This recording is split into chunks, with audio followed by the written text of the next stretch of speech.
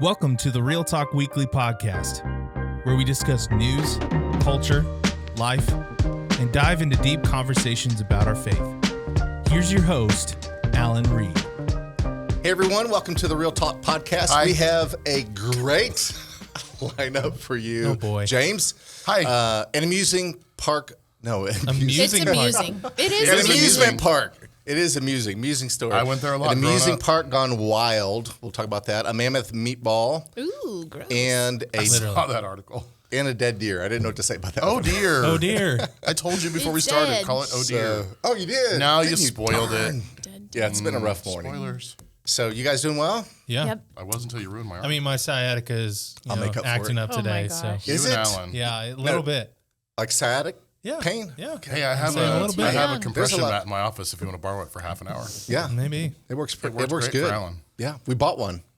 Like it works so good they bought one. Yeah. Yep. Came home from a trip and Ashley's laying on the floor using that thing. I'm just like, she loves that thing. I feel It's so like the youthful painting at to be on here Crystal right now. Bridges of the lady that At some point, I asked Alan. I said, "I'm never going to get it back, am I?" So we bought one. Yeah. All right. So here's the icebreaker. And this is going to go off of the deer story, the Oh, dear. deer story. Have you ever been caught stealing? And if you haven't been caught, have you ever stolen anything? This is confession time. Yes. Okay. Did it take long? Yeah. I thought this was going to take me a long time. No. I don't All think, right. So think it was I was stolen. shopping with my mom, and we Oh. were in Y'all were like a shopping. loft or Banana Republic store, kind of like that. I had been like kind of sifting through some of the jewelry. I had a long cardigan on, She's a and it jewel was thief. knit. And so I leaned over and I knocked over like a stand of earrings. So I'm like putting it back, everything.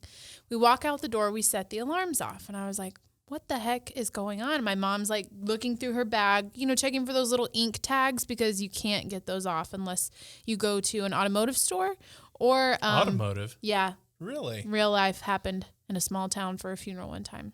O'Reilly really came through. They have the powerful magnets at the. Wow. Yeah. So, fun fact: That a sounds life like a good hack. story, too. Life hack: you can get those taken off of the automotive store or back into the store you just came from. So they were like, "Don't worry about it. It happens all the time." We get about 200 yards down through the mall. I reach down in my pockets, and there is a pack of earrings that has stuck to my cardigan. So accidental theft. I start breaking out, sweating. I'm like almost in tears. I'm like, "Mom, these earrings are stuck to me. I didn't take them." And I'm like 20. And so she's was like, yesterday. I know you didn't take them.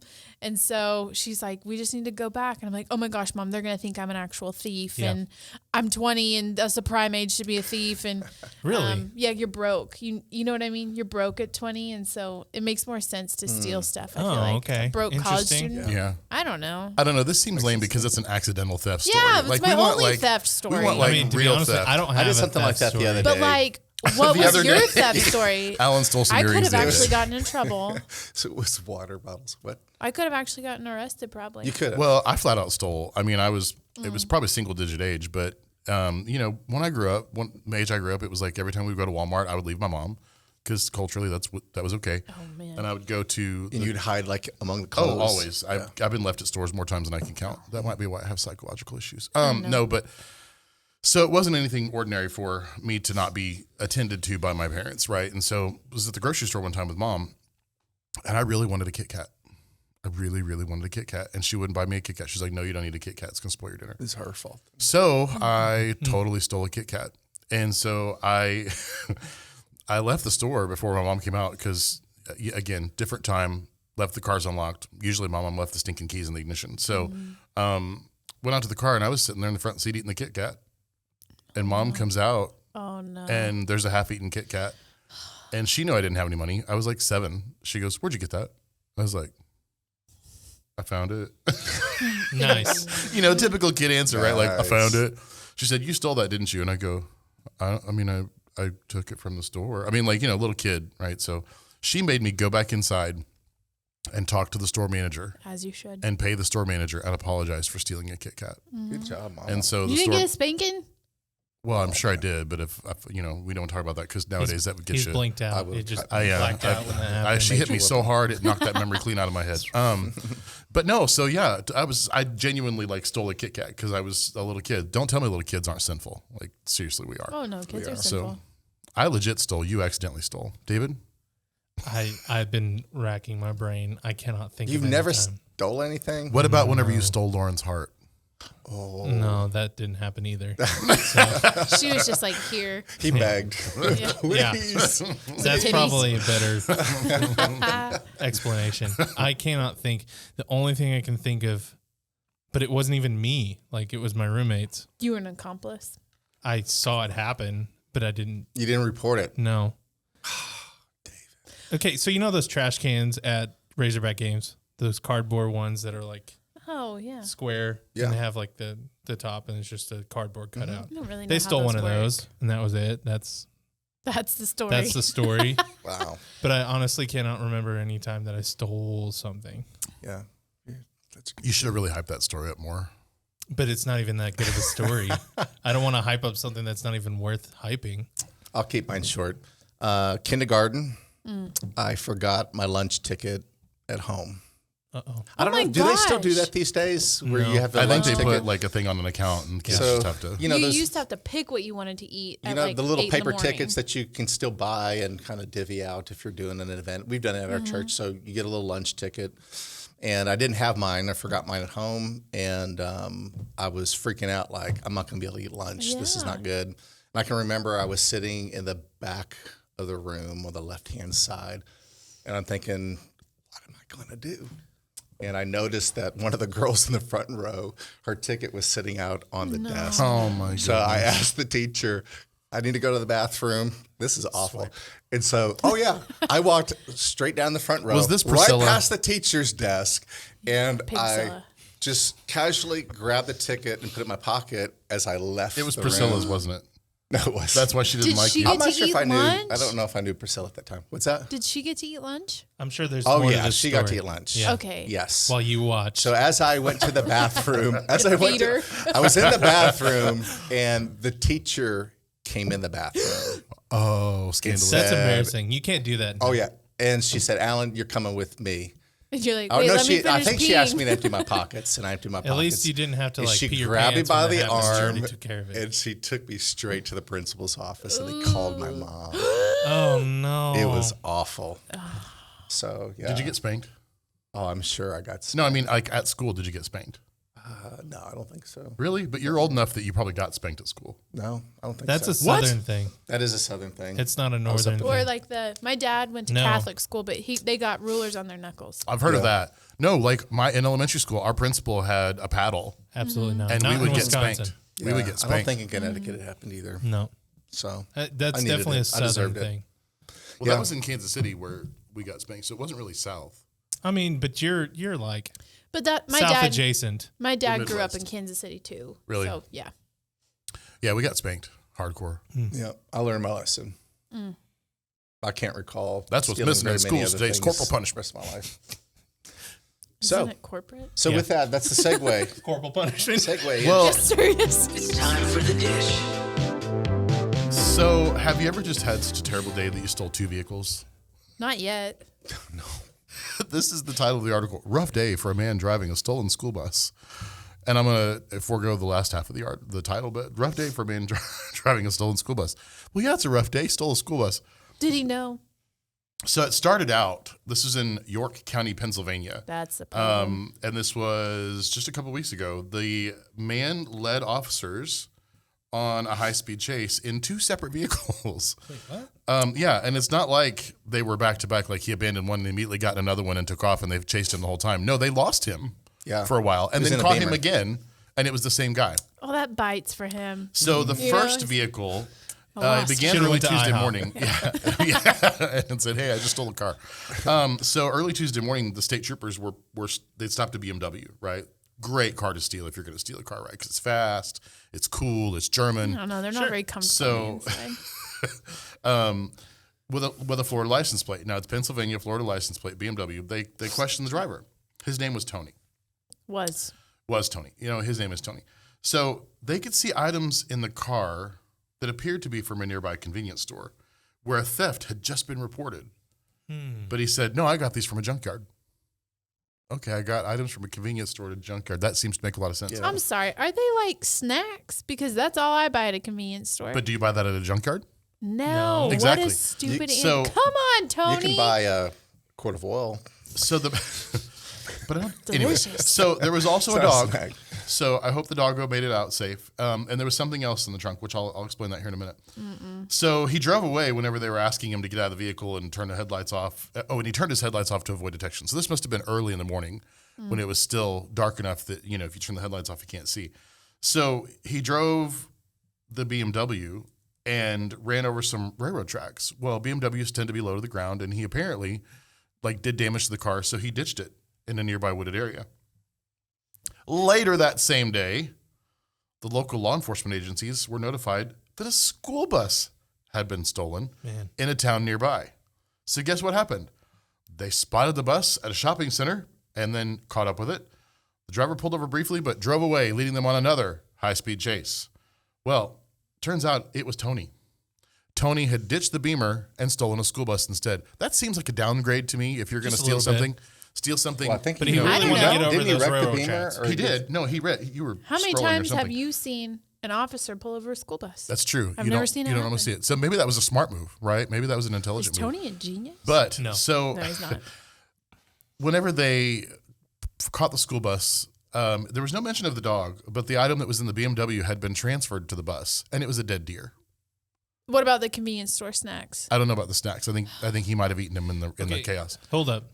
So the dead deer was in. It was in the BMW, in the trunk. in the trunk. What a twist. And then whenever they caught him in the school bus, he had the dead deer in the school bus. Sick. What in the world? So Tony. no mention of the snacks, no mention of the dog. It's like, well, did he not care about the snacks of the dog? He just cared about the I guess dead so. deer. Maybe he's got some Godfather situation going on where he's delivering a dead deer to someone's bed. You know what I mean? Well, he said he was really, So when he told the officers, because I'm sure they're questioning him about why do you have a dead deer?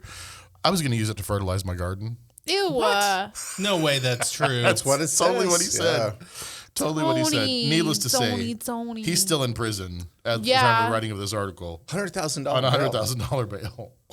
That seems high, doesn't it? He I stole don't a know. BMW, He a school seems bus, crazy. and killed a deer. Well, you could have hit I'm the very confused. And he about abandoned a what dog Tony- and robbed a convenience Do The store. we whole know thing's that he weird. killed the deer because he stole the car that had the deer in the back of it? True. Maybe he stole the car because the deer was in the back of it. But also, Trying to save the deer. I'm worried about the dogs. He was trying to save the deer. Yeah. say, I know. With The whole but thing. it's got to the dog? snacks. It's got snacks. The whole thing with me. Oh, one part that was really funny is whenever I forgot about this. Whenever they caught him and he abandoned the school bus, he was running away on foot while taking his clothes off. Apparently he thought he was invisible. He had to be on drugs. He thought he he's was. screaming, "There's no room!" He's like, School's you had can to only be. see me because I have my shirt on." He had to be on drugs. Yeah, the $100,000 bail was seems troubled. accurate. Yeah. Yeah. Tony, what are you doing, Get dog? it together, man. Real men of genius. Crazy. Yikes. Okay. Good story. Interesting. That's definitely a story. It's a story, Yeah. all right. Okay. Who wants to go next? Do you want to hear a story about a giant meatball? I do. Is it a mammoth meatball? You don't really want to know a story about this meatball. I'm Ew. curious. Okay, so have any of you guys seen Better Off Ted? No. It was a show that ran for 2 seasons. Really funny show. Sad that it got canceled. But it's about a company that comes up with random weird things to sell to people. And one of the things that they're trying to sell was scientifically grown meat. Oh, gross. And so the whole show is they're trying to get this meat to work. And every time everybody tastes it, they're like, it tastes like death. Ew. But they found out that, muscles have to contract and the opposite of contract. Release? Yeah, sure. Release. And so they Alex sat the face whole right show. I'm trying to understand. So one person in the show had to sit there and massage the meatball the whole time. Ew. So that's the only thing I'm thinking about this. But anyways, science is weird. And why we think of things to do in science, it's one of those things you shouldn't do it just because you can kind of thing. Well, this company came up with the idea. Well, I guess this is a thing. Other company, there's tons of companies that are trying to create meat from cells. Yeah. So they're growing meat from random cells. So they're like, okay, what animals can we just put together to make this meatball? the first thought was, mammoth, woolly mammoth. That's a great idea. What? Sorry. Yes. Where did they get a woolly mammoth? So apparently, A tusk. Oh, they've found them frozen Yeah. in the Arctic. yeah. Like completely intact, frozen. Haven't you seen Jurassic Park? They just stick a needle in Haven't there. you and- heard of freezer burn? There's no way that it's no, they good. don't- Well, they They'll didn't take the eat the actual- mammoth that was in No. the ice. So they took the the cell. DNA. Oh, that's the right. That's cell. right. This is science. Yeah. They Okay. took this. This is science. They Jurassic Disgusting. Parked it. So Sort of. this startup called Vow took this cell from a mammoth, and they're like, okay, what's the closest thing to a mammoth? Elephant. Elephant. So they took a cell of an elephant, and then they're like, okay, what can we put this in? Sheep was the obvious answer. So it is mammoth, elephant, and sheep put together. These poor sheep get used Yeah. for everything. They really do. They really do. So they grew this meat, quotation marks, into apparently to a just like a roll, and then they said they had to A roll loaf? it up into the meatball. It wasn't like just growing as a meatball. They had to like form it into a meatball. Oh, Well, have you ever seen meat grow as a meatball? I mean, No. I've never I have seen not. meat grow. you have to form. Yeah, you Start have. there. You've watched baby cows turn into Nope. full-size cows. So they're trying to. The unfortunate thing is they chose mammoth because look it at was that. a political statement Looks like a because of Don't climate change. say what it looks Climate like. change. Because climate change. You know. So this whole thing was a political. It was a political statement by saying, like climate change killed the mammoths, so we're trying to bring them back. And so what's going to save our world from climate change? Woolly mammoths. Science meat. Science meat. Yeah. That's also why people are eating bugs again these days. Really? Yeah. I've been reading like the about Well, fact- apparently, like that's the big supposed to be thing, the very healthy. methane thing, in cows. Cows, and it's they fart too causing- much, and yeah, yeah. it's causing. I love the all the fact that problems. the I'll still company be had to eating. state this is not an April Fool's joke. This is a real This is innovation. real, guys. It didn't look like meat, and it doesn't. Well, why I was- would it? Bleh. It's supposed. It's but it's they're Have you selling ever it heard as of a meat. dung beetle? Yeah, It looks like something a dung beetle would would roll around roll the up. desert. Yeah, Ew. 100%. Yeah, it looks grainy. Yeah. It doesn't look. No, Meaty. it looks gluten free. Yeah, With you. This meat is gluten free. Yeah, that's exactly There right. might be That's people listening to actually this that feel attacked. cauliflower, It's you know? meat Yeah. free, gluten free, Yeah. taste free. So it's about the size between a softball and a volleyball. So this is a big Sick. meatball. It's big. It's a mammoth That's an meatball. expensive Mammoth meatball. Feed a meatball. family right there. And apparently, to get it to the place that they were showing off, they had to glaze it and cook it. Like donut glaze or That's what it looks like. And Kind of looks like a the glazed. quote inside donut of it hole. that says, "When it's being prepared, first slow baked, then finished off on the outside with a blowtorch," and then quotes, "It smelled good." no, it didn't. No, Who it lied? didn't. Don't They lie. got paid a lot of money. But the best quote in this whole article is from the manager or CEO of Vow, who's doing this project, said it's so super fascinating to think that adding the protein from an animal that went extinct 4,000 years ago gave it a totally unique and new aroma, something we haven't smelled as a population for a very long time. Probably tastes like. That's what's interesting. Yeah. Yeah, Your face. I am Yeah. so disturbed. I'm also imagining it like an air mattress. Like you roll it out and then it grows. Yes. Yeah.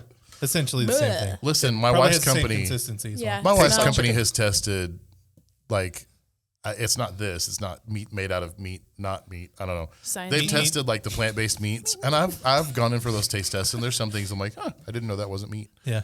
There's some things where I'm like, this should have never been made. Yeah. Yes. And I feel like this would land on the latter side Oh, of that. absolutely. Because it just doesn't seem like something. I don't know what it seems. You know like. what I hope happens? I hope woolly mammoths come back and they're like, give me back my cells.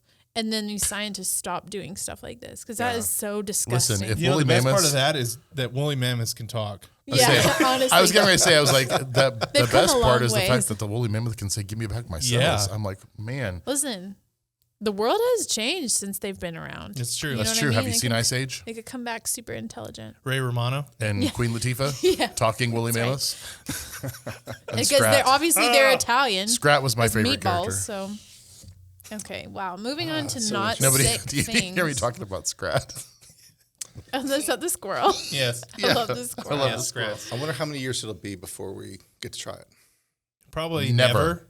But I could see us trying like chicken or beef. Did you notice in the like article, though, that Singapore has already been approved for cell-based meat know. like this? It's literally the only for place consumption. in the world. Okay. I think Japan was another one that's But good. also, Singapore. something that makes my palms sweat is thinking about like, would they ever get to the point where they take a human cell? Absolutely. That's cannibalism, Hannibal Lecter. And he's over there like, But Goes great with some fava beans. there's plenty of And a bottle of humans to and go a around. nice Chianti. Talk about What saving was your that movie? climate. The airplane movie where Snakes on a plane. airplane movie? Airplane. where they Airplane? eat Sully. the friend. No. I know what you're talking about. That was a true story that was based on a story of a plane that Yeah. crashed in the mountains. Yeah. Yeah. And they just And they had to eat the dead bodies in order to stay alive. stored them in the snow. That's disgusting. We don't- You haven't seen that movie? I'm cutting this part from the episode. I don't watch plane crash movies. It is true, though. All right. Check it out. Talk right. about my hometown, Allie. More important things. Okay. This is actually kind of a sad story. However, the rules they created from this are what is comical. So, Kansas City has Worlds of Fun. All Best right? theme park ever. Yes, best theme park ever. That was one you were bragging on the other day, wasn't it? It's the reason I don't like Branson Silver Dollar City is because This was Worlds of some Fun is cheaper and has way more rides. Yeah. Well, it's obviously got It's some not other nearly issues. as cool. Yeah, it's got some problems of its own. So on April 8th, they opened the doors day before Easter to celebrate the 50th anniversary season, which is very special, right? Big deal.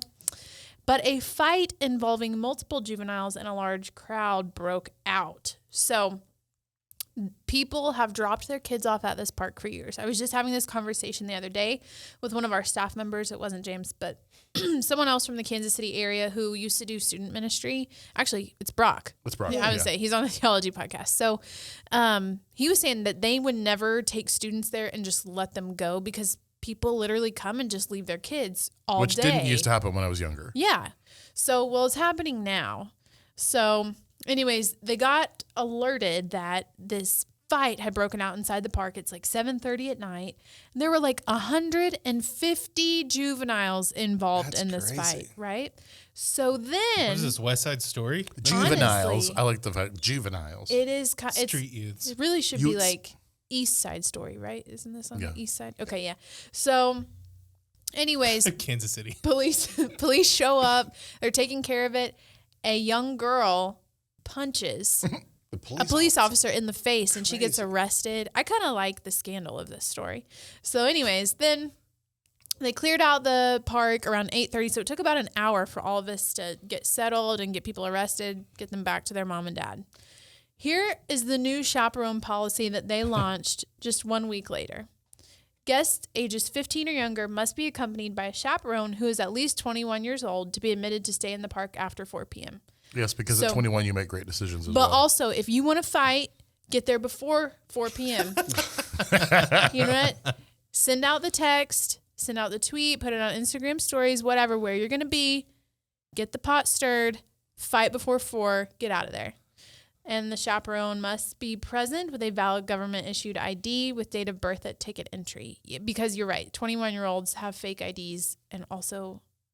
anyways. 17-year-olds have fake IDs to show that they're 21. Yes, that's the thing. So anyways, this is the solution, is that you have to be accompanied by an adult after 4 p.m. because nothing bad happens before 4 p.m. is what we've What learned. if they did that Well- because they would lose so many sales? Like, No, so here's the thing. Probably Have you been to the uses park? Anything they're gaining Daycare. sales because you This have is- to pay for the chaperone. this Have is- you been to Worlds of Fun? No, I'm not a theme park person. So the thing about Worlds of Fun is during the daytime, it's virtually like it's so well lit because I mean, yeah, they've got trees and stuff, but the park itself is like very open. Yeah. But at night, there's easily areas where you could go do something like start a fight, and it would be difficult to find you, get to you, all that kind of stuff.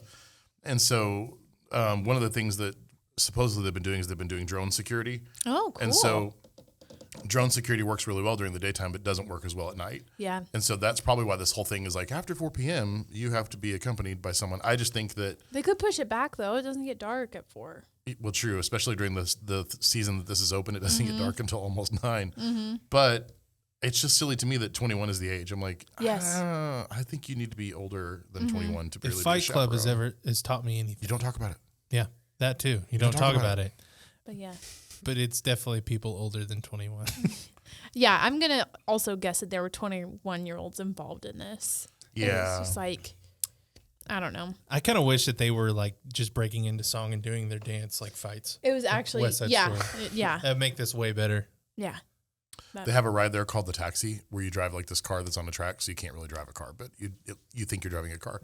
As a kid, it was my favorite thing because I'm like, look, I'm driving, and they look like Model Ts. They could like do this whole scene on that ride, and like break out and stop traffic, and have their dance fights. Yeah. Yeah, That'd be cool. Love it. So, anyways, if you're going to Worlds of Fun, just know that Bring your boxing gloves. before 4, after 4, drop them in the car and come back in with your mom. With your mom. Crazy. It is crazy. Apparently, it's Careful not the out there. first. Home. Yeah, that's pretty crazy. Did you read the accompanying segment? It's not the first theme park to do that. Yeah, Knott's Berry. Yeah, Well, not it's Spray like Farm. it's like the malls these days. I mean, actually, the malls are empty I these was days. gonna Yeah, say, it's what like- malls? But like The malls once are upon a time, empty. it was just like a place to go shopping, Yeah. family friendly, and then it became like where all the teenagers hang out. And So I'll tell you how, you're talking about parents dropping their kids off at an amusement park. My parents would drop us off at the Dollar movie theater at like 4:00 in the afternoon on a Friday and say, okay, here you go. And give us $20 and say, watch a bunch of movies. And they would pick us up at like 11. That'd be great. Hey, I would that's love that as a great. kid. it's cheaper than childcare. It is. It really is. We're alone at a movie. But also, that was like the 80s. Yeah. So yeah, it was a different It was definitely time. different. Everything was Different safe. time. It's the deep dish. All right. Well, let's look at the deep dish, guys. Okay. So, long time punk rocker, and I don't know this person, but I realized No, I that they're think he's from Australia. Australian, yeah. Back in the 80s. His name is Nick Cave. Says the best way to. There was a bad word in the title, by the way. Yeah, we're not And gonna so post instead of this. using that word, I'm going to use the word mess. Okay. Yeah. Yeah, I like So, it. longtime punk rocker Nick Cave says best way to mess with people is become a conservative churchgoer. So I thought that was wrong. pretty interesting there. So if you don't know who Cave is, which is probably all of us listening to this, but he actually was a famous performer back in the 80s from Australia. Those of you who are old, maybe you've heard of Birthday Party. That was a band that he formed. And then Nick Cave and the Bad Seeds. No. He needs some help working on names for Very original. for the band. Birthday Yeah. party is kind of cool. Remember, England put out someone named Engelbert Humperdinck. Just going to go ahead and say So that. true. There you go. And nobody forgot him, so Well, he was recently on Engelbert, a poor guy. podcast called Unheard by Freddie Sayers, and he was just interviewing him, and evidently just an intriguing guy because he's known as being kind of a rebel back in the day, kind of a bad boy type a guy. bad seed, would you Yes, say? a bad seed. But a lot of his music now has changed, and come to find out through the interview, after his son turned 15 years old, passed away, died a tragic death, and so that really impacted the singer here. And so Nick is just kind of sharing his story about how the guy was just saying, well, it seems like you've changed a lot. And he says, I still like to mess with people. Used a different word, but anyways, and so he asked him, well, how do you mess with people in 2023? And he says, by being a conservative and a Christian, being a churchgoer. And so that's what kind of attracted us to this article because, when you get to thinking about it, our culture today is very PC and kind of rule following, but you see this PC as in what? Personal politically correct. I believe Personal I'm more computers, Mac what he than said. PC. But And so you do Identify see as this a Mac. underlying movement of people who are being anti-establishment that's really a more conservative type bent away from that. Yeah. And I've been like, wow, these people that I'm hearing that are kind of on the edge, I relate to in some ways. it seems like an oxymoron, the being radical conservative. Yeah, it does. But it's the left who are now more authoritarian. When I was a kid, it was the right. That's where you have your movies like you have Grease. You have what's the one with the West Side Story. the pastor's kid and Oh, dancing. Footloose. Footloose, yeah. Footloose, yeah. And it was a rebellion against the status quo of religion, Dirty Dancing, school. Yeah, all that. Dance movies. All these dance movies. So, but nowadays it's the PC culture where people are just pushing back against that, and really it's moving towards people being even thinking a little bit more conservatively. Like nothing could make me happier than us to move towards more of a PC culture because I really don't like Macs. Oh my gosh. I just wanted to slip that in somewhere. Do you see his picture in the article? Yeah. Like if he doesn't look like someone I would think would have been a punk rocker. He looks Yeah, like he a does. mortician. He No. looks Like he he's looks straight like from Hogwarts. He does look a little bit like Snape. He looks like he was in like he's maybe come from Whoville. I was actually getting ready to say he kind of Punk looks like a rocker of flesh-colored Grinch. Yeah. yeah. And he's also He's a older. great I mean, person, look I'm at a lot sure. of punk rockers nowadays. Yeah. I mean, 30 years later, 40 years later, Yeah. they don't look normal. He's also but- Australian, so Something that Things are different there. reading the article, he explained, Oh no. it's just one paragraph where he talks about, after having, it doesn't really talk about him, salvation coming to the Lord. He just says church-going person. Right. But he says, he explains that he sees human beings in a completely different way than he did when he was early in his career, obviously when he was living a different life. And now he feels like a more complete person. And as a church-going person, he might seem unrecognizable. So what I love about all of this is, that whole paragraph is talking about the fact that, there is a change in him, and that's what the whole point of like coming to Christ is, right? And salvation is that you walk away from that changed, and in this, it's a great example of someone who dramatically changed, and their life went from one side of the pendulum to the other. And I think that's great. I think also too, a lot of folks can not think, man, is my experience really real? Because I haven't had such a radical transformation. So I don't want to focus on, people thinking, oh, well, I wasn't a punk rocker and now I'm saved kind of a thing. But I just think it's cool that, he really describes being changed, Yeah. And so that's really amazing.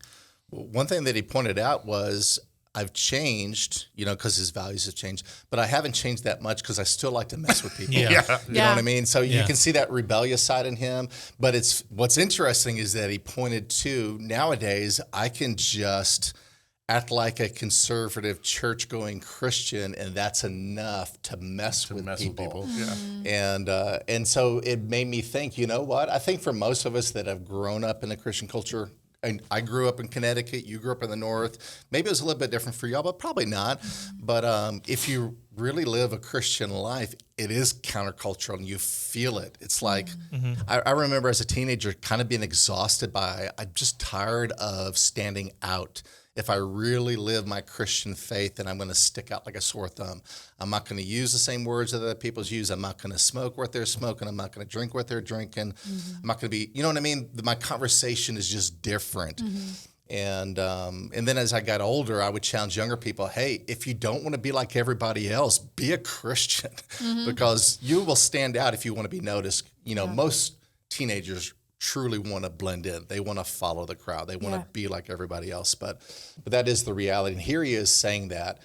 And so my first question to you guys is one, is it impossible to be a Christian in today's world and not be countercultural? No. Yes, it's impossible. That's what I'm saying. I know there were lots of negatives. Yep. That impossible and I know, I not was like, threw me off. Yeah, I was Double negative. I was trying to think it through, and it's just like, yeah. I mean, you might be able to be under the radar, but I will say there are things, and we've talked about this in the past. There are things about the culture that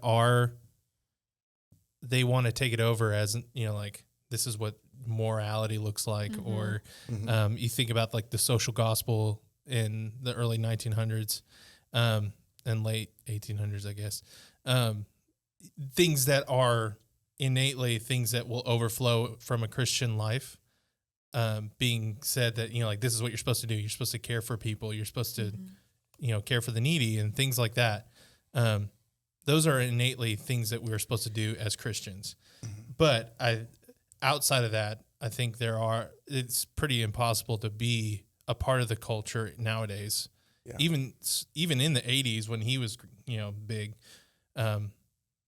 being a Christian in that time period and more so now, I think it is impossible to be, not countercultural. Mm-hmm. Yeah. He was, what he became known for as of lately is pushing back against the PC culture, or he would even use the term woke culture, which I know is kind of a big umbrella. Yeah. You can kind of make it to whatever you don't like, but he's talking about just the movement of, if you don't believe this way, think this way, say these words, use these words, then then you're then you're either mean or you're unloving or hateful, whatever else. So he's pushing back against that. And it really got me thinking, our culture, I don't know whether it's coming from government, I don't know where it's coming from, but even businesses are being pushed to, you've got to promote these things. And if you don't promote these things, then we're not going to support you. And I got to thinking through that. I'm like, is that really happening? Because you hear people talking about it, but I saw an article, and I'm not going to go deep into the woods on this, but it was from the New York Post, where it's just talking about that there is a CEI score that businesses have to, they have to promote certain things and do certain things and be against certain things, or their score goes down. And that some of the banks and some of the big financial institutions are the ones that are saying, if you don't do these things, then we're not going to be funding you for, or supporting you in certain ways. And I just got to thinking, if they're already doing this to businesses, and I've talked to a business leader here in the area recently, and he's saying, yeah, those things are happening. And that is a big push within our companies. Even That's interesting. I didn't realize that was such there was a score. Like, yeah. How do you score that? So workforce protections, no discrimination for employment, for sexual orientation or gender identity. And those are good things, but there's a score for it, for the CEI thing. What is this, the good place? Making... Which, by the way, I had to look up what CEI stood for. It's Corporate Equality Index. Okay, right. There you So go. there's a true index, yeah. And then you have inclusion benefits. Criteria includes providing health benefits for, it says sex couples. I thought, well, maybe it was supposed to mean same sex, but no. Nowadays, like you can be, I guess, what do you call it, a trans female dating a trans male, where the male female are. It's hard to define. Yeah, it gets nowadays. complicated. So sex makes Well, sense. and by the way, CEI 100%. Let me just read this definition because I think this is important to the conversation. CEI isn't about, corporate equality is, we have to hire a certain number of ethnic people, or we have to hire a certain number of handicapped people. No, CEI 100% is rating workplaces on equality and inclusion for lesbian, gay, bisexual, transgender, and queer employees. So it's not. It's not true. It's not really equality. It's equality towards a specific target demographic. Okay. So, and to me, it's crazy that there's this individual target demographic that companies are being rated on an index just for that target demographic. Yeah. Like, that's just very bizarre to me. So going back to Then this, definitely impossible to be part of the culture. Yeah, for sure. Well, if you think about China has the same thing for individuals. Yeah. I don't know if you know that. For individuals, they will track.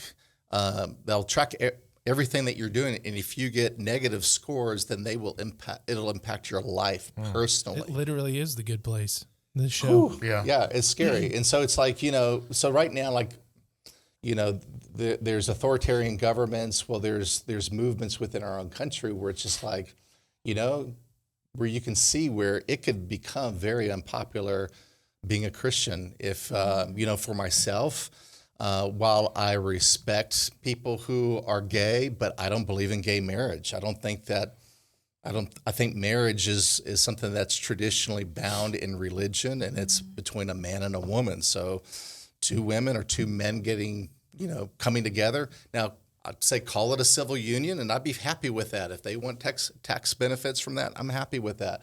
But I just had trouble calling it marriage myself. So having that kind of a belief system, makes me very unpopular, right?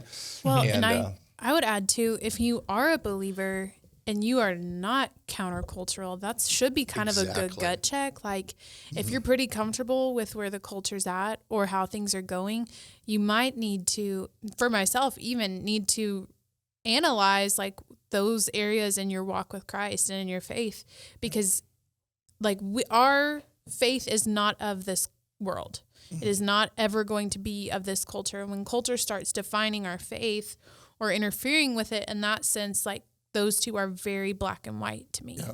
And you don't mean like, so you're not saying in order to be countercultural, you have to be like picketing and rioting and No, I just mean combative and attacking and aggressive. I just mean and like just be holding to convictions. Yeah, like this that are culture should Bible not be convictions. like super comfortable to you. If you're just finding yourself being apathetic about your faith when it comes to where it meets culture, like that should be a problem. You don't have to be, actually you shouldn't be hostile. Yeah. You can have like a righteous anger against how things are going, but that's not how we're called to respond to a lot of things. Now, that's not me saying I think there's a time when you have to make a stand. Oh, sure. Yeah. So, and that's where sometimes it's really hard. Like you can even kind of feel it's hard to just blend in. If you just want to blend in, you're kind of forced through conversation to pick a side a little bit. And it just, I think there's a concern, one, that you may not be able to just, keep your head low and avoid things.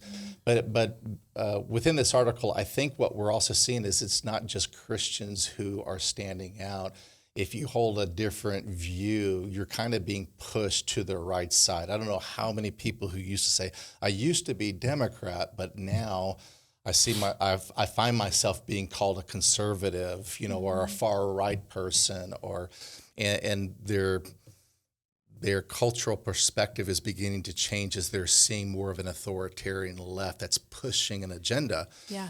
And so it's not just Christians who are kind of sticking out like a sore thumb. Right. There's other people as well. And I don't want us to confuse that being a right-wing conservative means that you are being a Christian. Like we've said multiple times that you could have, different priorities, priorities and different views than a conservative person and still be a God-fearing, believing Christian. So that's not what we're trying to say here. Michael and I were having this conversation the other day, and for the first time in our lives as believers, we can recognize people with similar values who don't identify as Christians.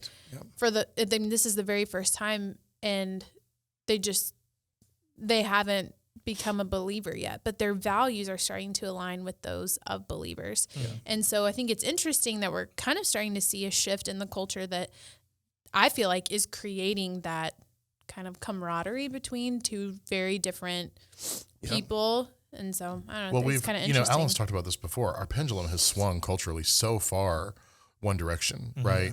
And I don't want to say left or right kind of a thing, because it's not what it's about. It's just, it's crazy. I mean, like our culture has shifted to where we want to do gender surgeries on toddlers and give them drugs to change how they behave. And we want to give drugs to people in order to just keep them happy. Like our culture has shifted. We don't want immigration to be actual immigration. We want to just let people in. And it's like, wait, they're not paying taxes. They're getting free healthcare. I mean, like we've just gone so far that it's almost like people have had enough, and we're starting to swing back. Now there's still a loud minority, because the squeaky wheel gets the grease, right? There's still a loud minority that are pushing for that kind of stuff, and they're getting all the attention because in the news and the media it gets ratings. But we are, like Alan said, we're kind of starting to see that push back, and that makes me happy because there are a lot of people who that maybe would identify with themselves as being on the other side of a table from where we would identify ourselves sitting, right? And even they are going, this is too much. We've gone too far with this. We've got to come back to reality, And so I think that's kind of where, Cave is talking about, like, there are enough people that are so radical that by being conservative, you're being equally radical. And you don't even have to be radical conservative. You just have to be conservative. Yeah. And I think, it's really interesting, especially from his point of view, not saying that he's like the perfect Christian that we should model ourselves after. Right. Especially since none of us know him. Yeah. But especially like he made a comment that really stuck out to me in the article about like how political correctness has become its own religion in itself. Yeah. And it has all of the I'll just read the quote because it's really good. It says, as far as I can see, because he's big on mercy and like the lack of mercy in culture is the reason why everything has gone the way it has. And we've talked about that too. Like we've said, like the lack of grace in our culture, in our, these people that are growing up, a lack of grace and understanding what it is kind of leading to a lot of this. But he said that political correctness has grown to become the unhappiest religion in the world. It once honorable attempt to reimagine our society in a more equitable way now embodies all the worst aspects of religion that has to offer and none of the beauty.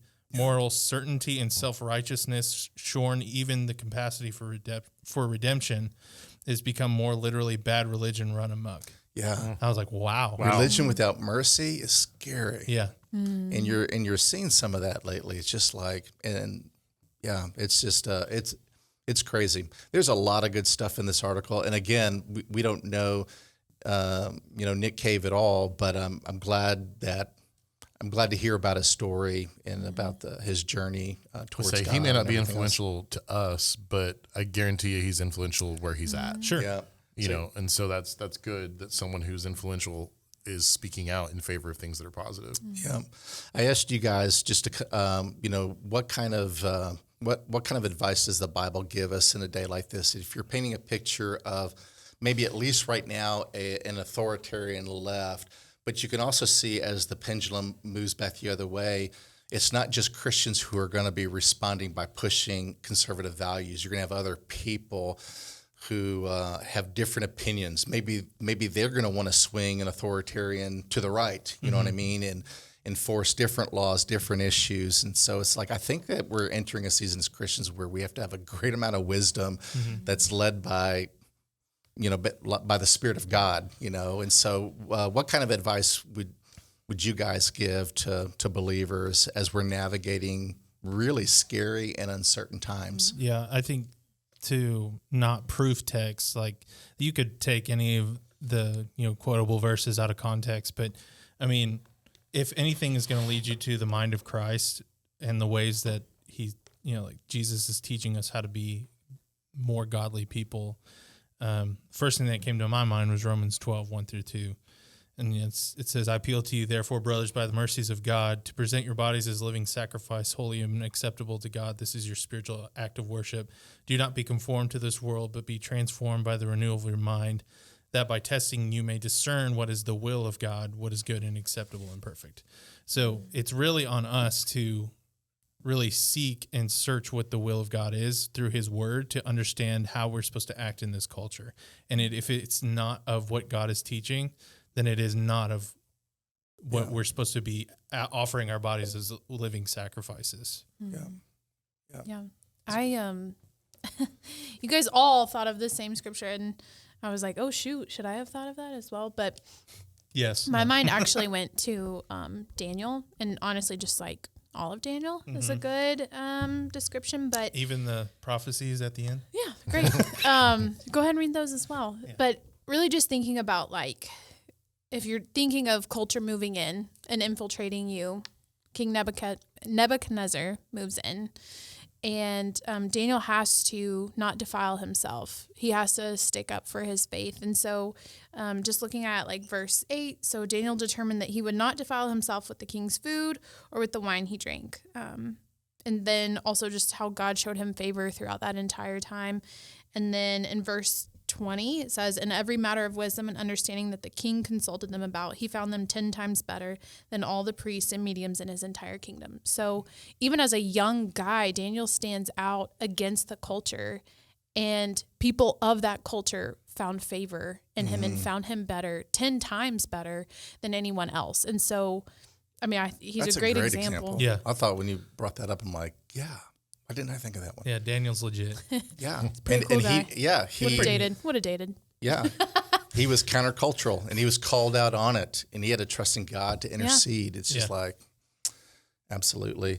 I went to 1 Peter chapter 4, and without reading the whole chapter, there's just a lot of good stuff Don't that know I'm if we going to have time highlight. for that, but Yeah, it talks about Christian suffering. It talks about more the ethics towards the end times, and sometimes we can get like, well, we don't know when the end times, but every Christian generation has lived if Jesus was coming back, and they lived in difficult seasons. So, but it says like, be alert and sober-minded for prayer. So just talking about being prayerful people, maintain a constant love for one another. And I think he's actually talking about for one another in the church. When going through times where Christians might lose their jobs, be persecuted in certain ways, it's like we need to care for one another as a family, maintain constant love for one another, be hospitable to one another without complaining. so there may be greater needs where we have to open up our homes more. Don't be surprised if you're going through difficulty, if we do enter into a time where people lose their jobs or being persecuted in certain ways. We shouldn't be surprised. The Bible speaks of this many times, right? As if it's unusual, but rejoice as you share in the suffering of Christ. If you're ridiculed for the name of Christ, you are blessed. And it's just like, we've talked about this all of our life. And we're like, are we really suffering? Is there really, are we experiencing persecution? And most of the time we haven't been. It's been like we've been made fun of or this or that in school. And that's a level of where it's uncomfortable. But, there have been Christians around the world all the time throughout our life, every generation of persecution. And we being may martyred, and we may be entering a time where the values of our country changes so much, we may not be able to live peaceably and still live out our faith. And that is scary, but these are good reminders from two Christians that are being persecuted from Peter, A conversation I get into a lot is, and we kind of talked about, not being hostile. Our goal should never be to be hostile. Do we need to stand up for what's right? Yes. Do we need to, live out and stand and hold steadfast to our principles and our values and our faith in Christ? Yes. But that doesn't mean we need to become hostile. And so, when we were kind of chatting about this, I sort of jokingly sent John 11:35, Jesus wept, and obviously the story is Lazarus has died and he wept. And, the thing is, like, that verse is a constant reminder to me. It's kind of an analogy, a picture for me of the world is lost and dying. And, that has two messages there. Number one, we can't expect the world to behave like we behave.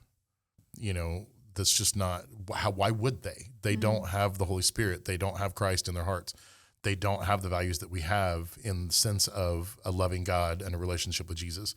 So we can't expect the world to behave like we do. So we can't be hostile towards a world that behaves like that because we're not of the same thing.